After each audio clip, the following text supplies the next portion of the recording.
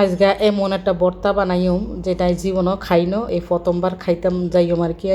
তো ওই জায়গার মধ্যে তেল দিই, বিচি আছে না, যে করলা ভাজি করছিলাম, তো বিচি গুণ তারা রাখি দিছি, দিয়ে বিচি গুণ তারা ভাজি লইছি, তেল দিই, তেলের মধ্যে ভাজি লইছি, রৌনও দিছি, হেঁজও দিছি, কাঁচামরিচও দিছি, দিয়ে কিন্তু তারা বালা করে ভাজি লইম।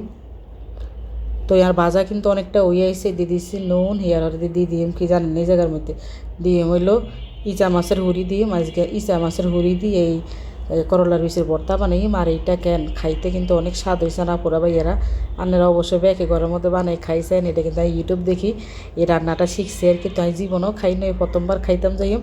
তো হাঁটা হুতারে দুই লই, হাঁটা হুতার মধ্যে ব্যাগ কিনতারে বাড়ি লইম। আমি মনে করছি মনে শক্ত শক্ত হবে, কিন্তু না, বাড়তাম যাই যে বিচিগুণ গট গট করে বাড়া হয়ে যায়।